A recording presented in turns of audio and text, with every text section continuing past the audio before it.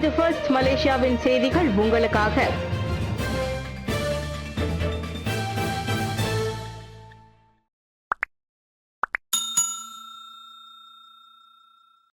உத்தேச நெரிசல் கட்டணம் நகரங்களில் போக்குவரத்து நெரிசலை 20% குறைக்க முடியும் என எதிர்பார்க்கப்படுகிறது.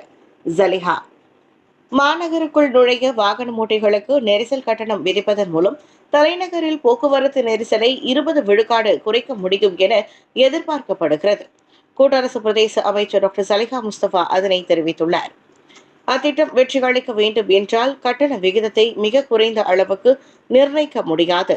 மாறாக வாகன ஓட்டிகள் அச்சாலைகளை பயன்படுத்துவதை தடுக்கும் அளவுக்கு அந்த விகிதம் அமைந்திருக்க வேண்டும் என்றார் அவர். அதே சமயம் வாகன ஓட்டிகளுக்கு சுமையை ஏற்படுத்தும் அளவுக்கு கட்டணத்தை ஒரேடியாக உயர்த்திவிட முடியாது எனவும் மக்களவையில் அமைச்சர் கூறினார். நியூயார்க்கில் அமுலில் உள்ள எலக்ட்ரானிக் லைசன்ஸ் பிளேட் ரீடர், சிங்கப்பூரில் அமல்படுத்தப்படும் எலக்ட்ரானிக் ரோட் பிரைசிங் ஆகிய முறைகளையும் அரசாங்கம் ஆராய்ந்து வருகிறது. லண்டனில் உள்ள கண்டிஷன் சார்ஜ் ஜோன், ஜகார்த்தாவில் உள்ள ரோட் ஸ்பேஸ் ரேஷனிங் திட்டங்களும் பரிசீலனையில் உள்ளது. இவ்வேளையில் இந்த நெரிசல் கட்டண முறை ஒரு முழுமையான ஒருங்கிணைக்கப்பட்ட பொது போக்குவரத்து முறையை கொண்டிருப்பதற்கு முன்பாக நகரங்களில் அமல்படுத்துவதற்கு ஏற்றதல்ல என போக்குவரத்து அமைச்சர் ஆந்தோனி லோக்கின் கருத்தை டாக்டர் ஜலிஹா ஏற்றுக்கொண்டார். அயர்கூனிங் சட்டமன்ற இடைத்தேர்தல் தேசிய முன்னணிக்கு உள்ளூர் வேட்பாளரே தேவை, சரவணன் கருத்து. பேராக் தாப்பா நாடாளுமன்ற தொகுதிக்குட்பட்ட அயர்கூனிங் சட்டமன்ற இடைத்தேர்தலில் உள்ளூர் வேட்பாளரே தேசிய முன்னணிக்கு பொருத்தமானவராக இருப்பார். தாப்பா நாடாளுமன்ற உறுப்பினரும் மாய்கா தேசிய துணைத் தலைவருமான டாக்டர் ஸ்ரீ எம் சரவணன் அவ்வாறு கூறியிருக்கிறார். 2008 முதல் தாப்பா எம்பியாக இருந்து வரும் தமது அனுபவத்தில் வெளியாரின் பங்கேற்பை தொகுதி வாக்காளர்கள் அவ்வளவாக விரும்புவதில்லை என சரவணன் சொன்னார். எனினும் வேட்பாளர் யார் என்ற இறுதி முடிவு அம்னோவை பொறுத்தது. யார் வேட்பாளர் ஆனாலும் வாக்காளர்கள், குறிப்பாக இந்தியர்களின் ஆதரவை திரட்டுவதில் மாய்கா கடுமையாக உழைக்கும் என்றார் அவர்.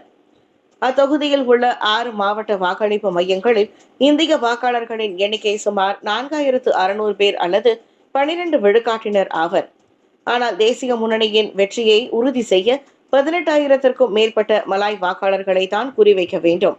காரணம், ஒற்றுமை அரசாங்கத்தில் தேசிய முன்னணியுடன் பக்கத்தான் ஹரப்பான் ஒத்துழைப்பதால் இந்தியா, சீன மற்றும் பூர்வகுடி மக்களின் ஆதரவை பெறுவது கடினம் அல்ல என சரவணன் சுட்டிக்காட்டினார். LRT-3 இலக்கு ரயில் செப்டம்பர் 30 சேவையை தொடங்கும், ஆந்தோனி லோக் அறிவிப்பு. கிளானில் பண்டார் உத்தமாவையும் ஜோஹான் செத்தியாவையும் இணைக்கும் LRT-3 இலக்கு ரயில் வரும் செப்டம்பர் 30 சேவையை தொடங்கும். அதன் கட்டுமானம் தற்போது 98.16 விழுக்காடு பூர்த்தி அடைந்திருப்பதாக போக்குவரத்து அமைச்சர் ஆந்தோனி லோக் மக்களவையில் தெரிவித்தார். கட்டுமானம் ஜூலை 31 முழுமை பெற்றதும் அதன் மேலாண்மை தேசிய வசதி கட்டமைப்பு நிறுவனமான பிரசரணாவிடம் ஒப்படைக்கப்படும் என்றார் அவர். மொத்தம் 37.8 கிலோமீட்டர் நீளமுள்ள அந்த LRT-3 சேவையின் பாதுகாப்பை உறுதி செய்வதற்காக பயணிகள் இல்லாமல் சோதனை ஓட்டங்கள் 2 கட்டங்களாக நடத்தப்படும். விதிமுறை பின்பற்றல், ஆயுள், ரயில் அமைப்பின் பாதுகாப்பு மற்றும் SOP இயக்க நடைமுறைகளில் அச்சோதனை ஓட்டங்கள் கவனம் செலுத்தும். முதன்மை குத்தகைதாரரான செத்தியா உத்தாமா LRT-3 சென்ட்ரிகான் பிரிகட் மேற்கொள்ளும் FFR எனப்படும் தவறில்லாத சோதனை ஓட்டத்துடன் ஏக காலத்தில் அச்சோதனை ஓட்டங்கள் நடைபெறும். அனுமதி வழங்கப்படாத விளம்பர பலகைகளை கோலாலம்பூர் மாநகர் மன்றம் இடித்தது. ஜாலான் சையத் புத்ராவில் உள்ள அங்கீகரிக்கப்படாத விளம்பர பலகைகளை இடிக்கும் நடவடிக்கையை கோலாலம்பூர் மாநகர் மன்றம் மேற்கொண்டது. புகார்களை பெற்ற பின்னர் விளம்பர பலகை உரிமையாளர்களுக்கு 3 அமலாக்க அறிவிப்புகளை வழங்கியதாக கோலாலம்பூர் மாநகர் மன்றம் தனது முகநூலில் பதிவேற்றம் செய்த அறிக்கையில் தெரிவித்துள்ளது.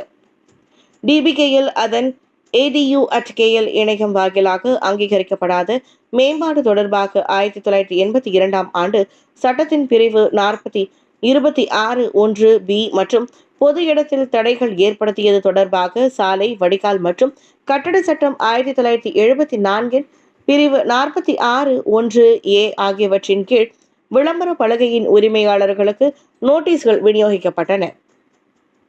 செயல்பாடுகளை நிறுத்தவும், இடித்து அகற்றவும், உபகரணங்களை அழிக்கவும் உரிமையாளருக்கு நோட்டீஸ் வழங்கப்பட்டன. எனினும் ஒரு கட்டமைப்பை மட்டுமே உரிமையாளர் அகற்றியிருந்தார்.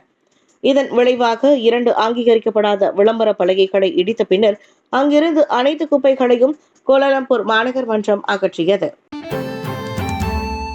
சம்மன் பாக்கி, வாகனம் ஓட்டும் உரிமம், சாலை வரி புதுப்பித்தலை ஜேபிஜேவால் முடக்க முடியும். போக்குவரத்து குற்றங்களுக்கான அபராத தொகைகளை செலுத்தாத உரிமையாளர்கள் LMM எனப்படும் மலேசிய வாகனம் ஓட்டும் உரிமம் மற்றும் LKM எனப்படும் மோட்டார் வாகனம் ஓட்டும் உரிமத்தை புதுப்பிக்கும் போது ஜேபிஜேவால் அதனை முடக்க முடியும். 2012 மேல்முறையீட்டு நீதிமன்றம் அளித்த தீர்ப்பின்படி சாலை போக்குவரத்து துறை அந்த அதிகாரம் இருப்பதாக போக்குவரத்து அமைச்சர் ஆந்தோனி லோ கூறினார். ஆக LMM LKM உரிம புதுப்பித்தலை முடக்கும் ஜேபிஜேவின் நடவடிக்கை சட்டப்பூர்வமானதே என்றார் அவர். மக்களவையில் பக்கத்தான் ஹரப்பானை சேர்ந்த பெர்வாஸ் நாடாளுமன்ற உறுப்பினர் நேகுஹாம் கேட்ட கேள்விக்கு ஆந்தோனி அவ்வாறு பதிலளித்தார். வர்த்தக வாகன உரிமை சட்டமும் ஜேபிஜேவுக்கு அந்த அதிகாரத்தை வழங்குவதாக அவர் சொன்னார். ஜேபிஜேவின் சம்மன்களை செலுத்தாமல் இருப்போருக்கு வாய்ப்பு வழங்கும் பொருட்டு 3 வகையான சம்மன்களுக்கு 150 ரிங்கெட் சிறப்பு கட்டண கழிவு சலுகை கடந்த மாதம் தொடங்கி வழங்கப்பட்டு வருகிறது. ஜூன் 30ஆம் தேதியோடு அச்சலுகை முடிவடையும் போது சம்மன்களை செலுத்தாமல் இருப்போரால் வாகனம் ஓட்டும் உரிமம் மற்றும் சாலை வரியை புதுப்பிப்பது உட்பட ஜேபிஜேவில் எந்த ஒரு அலுவல்களையும் மேற்கொள்ள முடியாது என்பது குறிப்பிடத்தக்கது. கூலாயில் மின்னணு கழிவு தொழிற்சாலையில் சோதனை, 43 மில்லியன் ரிங்கிட் மதிப்பிலான கழிவுகள் பறிமுதல். ஜொஹூர் கூலாயில் மின்னணு கழிவுகள் எனப்படும் பயன்படுத்தப்படாத மின்சார மற்றும் மின்னணு கருவிகளை பதப்படுத்தும் தொழிற்சாலையில் அதிரடி சோதனை மேற்கொள்ளப்பட்டுள்ளது. கம்போங் பாரு செங்காங்கில் சட்டவிரோதமாக இயங்கி வரும் அத்தொழிற்சாலையில் செவ்வாய்க்கிழமை சோதனை நடத்தியதில் 15 பேர் கைதானதாக ஜொஹூர் போலீஸ் தலைவர் டத்தோ எம் குமார் கூறினார். மாநில சுற்றுச்சூழல் துறை மற்றும் குழாய் நகராண்மை கழகத்தின் ஒத்துழைப்புடன் அச்சோதனை மேற்கொள்ளப்பட்டது. கைதானவர்களில் ஓர் உள்ளூர் ஆடவரும் அடங்குவார். மற்றவர்கள் முறையே சீனா, மியான்மர், வங்காளதேசம், இந்தோனேஷிய நாட்டவர்கள் ஆவர். 20 முதல் 49 வயதிலான அவர்கள் அனைவரும் பல்வேறு குற்றங்களுக்காக கைதானதாக குமார் சொன்னார். இதில் மொத்தமாக 43 மில்லியன் ரிங்கிட் மதிப்புள்ள பொருட்களும் பறிமுதல் செய்யப்பட்டன. இஸ்ரேலிய பிணை கைதிகள் 4 சடலங்களை ஒப்படைத்த ஹமாஸ். போர் நிறுத்த உடன்படிக்கையின் முதல் கட்டம் நிறைவு. நூற்றுக்கணக்கான பாலஸ்தீன கைதிகளை இஸ்ரேல் விடுவிப்பதற்காக காத்திருக்கும் ஹமாஸ் தரப்பு இஸ்ரேல் பிணை கைதிகள் 4 சடலங்களை ஒப்படைத்துள்ளது. சில நாட்களாக இழுபறி நீடித்த நிலையில் எகிப்து மேற்கொண்ட மத்தியஸ்த நடவடிக்கையின் பலனாக இது சாத்தியமாகியுள்ளது. இந்நிலையில் காசாவில் கைதான அல்லது இஸ்ரேலில் சிறை வைக்கப்பட்டுள்ள 620 பாலஸ்தீனர்களின் விடுதலைக்காக ஹமாஸ் காத்திருக்கிறது. பிணை கைதிகளை மாற்றிக்கொள்ளும் அந்நடவடிக்கையானது காசாவில் அமலுக்கு வந்த வலுவற்ற போர் நிறுத்த உடன்படிக்கையின் ஒரு பகுதியாகும். ஜனவரி 19 அமலுக்கு வந்த போர் நிறுத்தம் பல்வேறு சவால்களை சந்தித்தாலும் ஏதோ இதுவரையில் தாக்குப்பிடித்து வருகிறது. இவ்வாரம் அது முதல் கட்டம் நிறைவடையும் நிலையில் அடுத்த கட்டத்தின் என்னவாகும் என்பது குறித்து தெளிவாக தெரியவில்லை. தங்களுக்கு இதுவரை மேல் தகவல்கள் எதுவும் வரவில்லை என ஹமாஸ் கூறியிருப்பதும் குறிப்பிடத்தக்கது. பெட்டலிங் ஜெயா மாநகர் மன்றத்திற்கு உட்பட்ட இடங்களில் மின் சிகரெட்டுகளை விற்பதற்கு எந்த ஒரு உரிமமும் வழங்கவில்லை. பெட்டலிங் ஜெயா மாநகரத்தில் உட்பட்ட பகுதிகளில் வேப் அல்லது மின் சிகரெட்டுகளை விற்பதற்கு வியாபாரிகளுக்கு எந்த உரிமமும் வழங்கவில்லை என்று ஸ்லாங்கூர் பொது சுகாதார மற்றும் சுற்றுச்சூழல் துறைக்கு பொறுப்பு வகிக்கும் ஆட்சிக்குழு உறுப்பினருமான ஜமாலியா ஜமாலுடன் தெரிவித்திருக்கிறார். மின் சிகரெட்டை விற்கும் கடைகளுக்கு குற்றப்பதிவு காம்பவுண்ட் வழங்கப்படும் என அவர் கூறினார். இன்று ஷா அலாமில் ஸ்லாங்கூர் சட்டமன்ற கூட்டத்தில் பெரிகத்தான் நேஷனல் தாமான் மேடான் சட்டமன்ற உறுப்பினர் டாக்டர் ஆஃபிப் பஹாருடின் எழுப்பிய கேள்விக்கு பதிலளித்த போது ஜமாலியா இத்தகவலை வெளியிட்டார். சில வேப் விற்பனையாளர்கள் மிகவும் தைரியமாக தனது தொகுதியில் கடைகளுக்கு வெளியே மின் சிகரெட் விற்பனை குறித்து பெரிய விளம்பர பலகைகளையும் வைத்திருப்பதாக ஆஃபிப் பஹாருடின் சுட்டிக்காட்டினார். தாமான் மேடானில் பள்ளிகளுக்கு முன்புறமும் கிளினிக்குகளுக்கு அருகில் உள்ள கடைகளிலும் மின் சிகரெட்டுகள் விற்கும் கடைகள் இருப்பதாக அவர் தெரிவித்தார். இதனிடையே மின் சிகரெட்டுகளின் பயன்பாட்டை சுகாதார கண்ணோட்டத்தில் கண்காணிக்க சுகாதார அமைச்சு மற்றும் ஸ்லாங்கூர் சுகாதாரத்துறையுடன் மாநிலம் ஒத்துழைப்பதாக ஜமாலியா விவரித்தார். 2024 அதிகமான போதை பித்தர்கள். கிளந்தானுக்கு முதலிடம். இனவாரியாக சீனர்களை பின்னுக்கு தள்ளிய இந்தியர்கள். கடந்த ஆண்டு நாட்டில் அதிகமான போதைப் பித்தர்களை பதிவு செய்த மாநிலமாக கிளந்தான் விளங்குகிறது. உள்துறை அமைச்சர் டத்தோஸ்ரீ சைஃபுடின் நசுத்தியோன் இஸ்மாயில் அதனை தெரிவித்தார். போதைப்பொருள் பழக்கம் மற்றும் அதற்கு அடிமையாதல் தொடர்பில் ஒவ்வொரு 1,00,000 குடியிருப்பாளர்கள் வீதம் மேற்கொள்ளப்பட்ட ஆய்வின் அடிப்படையில் 1130 பேருடன் கிளந்தான் முதலிடத்தில் உள்ளது. 974 பேருடன் தெலங்கானு 2ஆம் இடத்திலும் 965 பேருடன் பெர்லிஸ் 3ஆம் இடத்திலும் உள்ளன. 4வது 5வது இடங்களை முறையே கெடாவும் பினாங்கும் பிடித்துள்ளன. கெடாவில் 898 போதை பித்தர்களும் பினாங்கில் 803 போதை பித்தர்களும் கடந்த ஆண்டில் பதிவாகினர்.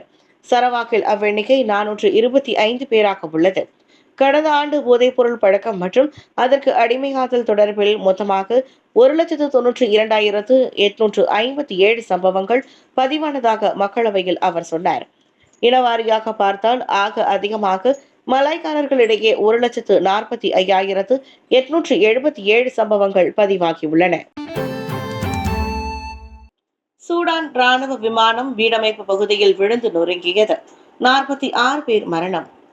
சூடான் ராணுவ போக்குவரத்து விமானம் ஒன்று காட்டோம் புறநகர் குடியிருப்பு பகுதியில் விழுந்து நொறுங்கியதில் 46 பேர் உயிரிழந்தனர். சூடானில் மிகப்பெரிய ராணுவ தளத்திற்கு அருகே அந்த ஆன்டினோ விமானம் செவ்வாய்க்கிழமை அன்று இரவில் விபத்துக்குள்ளானது என வட்டார அரசாங்கம் அறிவித்தது. அந்த விமானம் புறப்பட்ட போது விபத்துக்குள்ளானதில் அதில் இருந்த ராணுவ அதிகாரிகள் மற்றும் பொதுமக்களில் சிலரும் கொல்லப்பட்டனர். இந்த விபத்தில் இதர 10 பேர் காயமடைந்ததாக கூறப்பட்டது. இதற்கு முன் அந்த விபத்தில் 19 பேர் இறந்ததாக ராணுவம் ஆதரவை கொண்ட சுகாதார அமைச்சு தெரிவித்திருந்தது.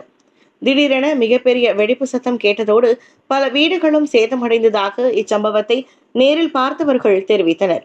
விபத்தை தொடர்ந்து அருகே உள்ள குடியிருப்பு பகுதிகளில் மின் விநியோகம் தடைப்பட்டது. இந்த விபத்தில் காயமடைந்தவர்களில் சிறுவர்களும் அடங்குவர். காயமடைந்த அனைவரும் உடனடியாக மருத்துவமனைக்கு கொண்டு செல்லப்பட்டனர்.